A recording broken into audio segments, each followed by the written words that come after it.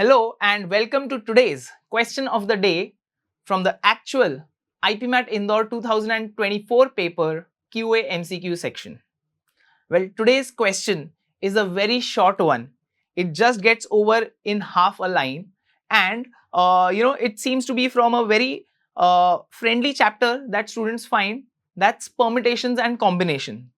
So let's go ahead and see the question and let us identify whether this question should be solved in the first round. As soon as we read the question, we start solving, or whether we should keep this question for later because it might be lengthy / tricky, or maybe we should completely leave this question.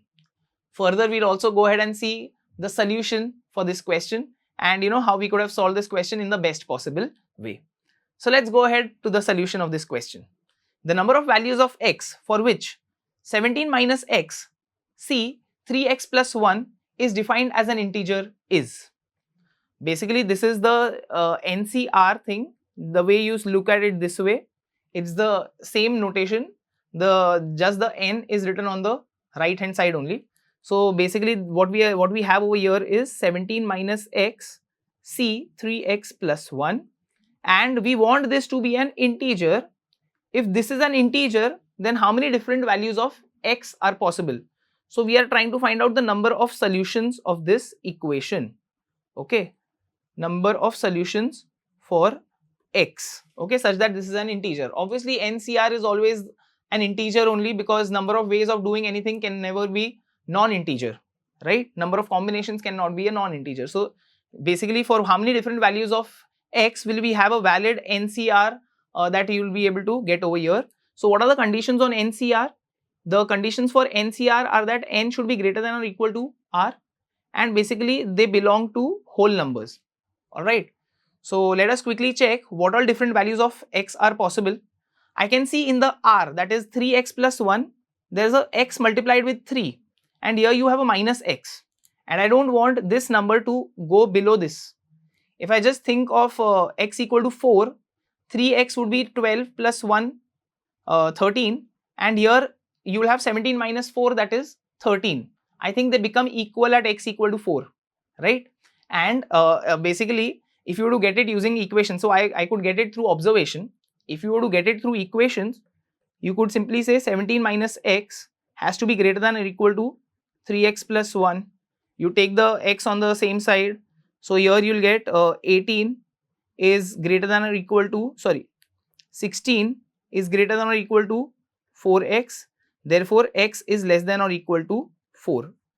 So this is the condition, and they belong to x has to belong basically x can take the value 0. X does not have the condition of whole numbers, but this 3x plus 1 has to be greater than or equal to 0.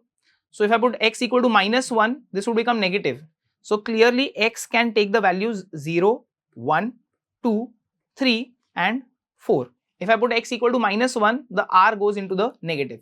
But let me just verify once, okay? Generally in such easier questions, when you get the answer so quickly, and we figured out that this should be done in the first go itself. Generally, sometimes there's a catch, and if there's any trick involved, maybe just verify once. Maybe if you just spend 15-20 seconds extra to verify whether all these 5 values are correct, I think that will not do you any harm. In fact, sometimes when you substitute and check whether all values were valid, sometimes you find some tricky situations where some cases had to be eliminated.